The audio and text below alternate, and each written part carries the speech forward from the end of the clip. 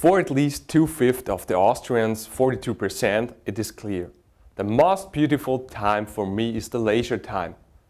But as an actual EMA study shows, this does not mean a missing motivation for work and an aversion to carry out one's duty, but in fact a desire for a condition that rather complies an ideal than the reality. The intention of the demoscopic research was, on the one hand, to have a look how the reduction in working hours in the last decades, and on the other hand, the amazing increase of knowledge and density of communication caused through the new technologies affected the attitude of the society. According to the results of the study, there's no doubt that time is generally seen as a valuable rarity from the population. In this spirit, 38% of the adults declare that they are exactly scheduling the day to avoid wasting time.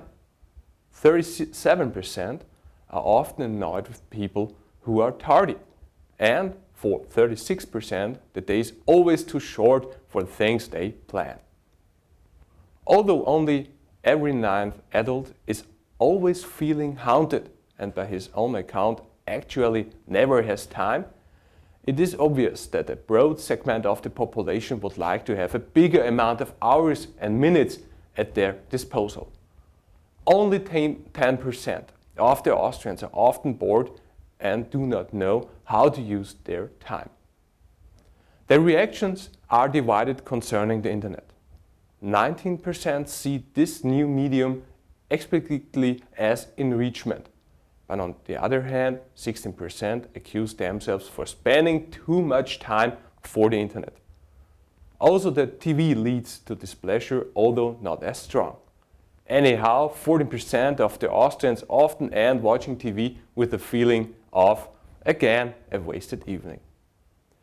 Well striking are also the different relations to the topic within the different groups of education and profession. Main findings: people with A-level, people with university degree as well as executive manager, civil servants, self-employed and freelancers generally ascribe the disposal of time a higher significance than people with lower education and people from lower social classes. Characteristic for members of higher social classes and people with higher education is a comparable, especially strong liking of scheduling their days. Moreover, a strong anger about tardiness, but also complaints about missing time for reading and the loss of possibilities for communication with friends.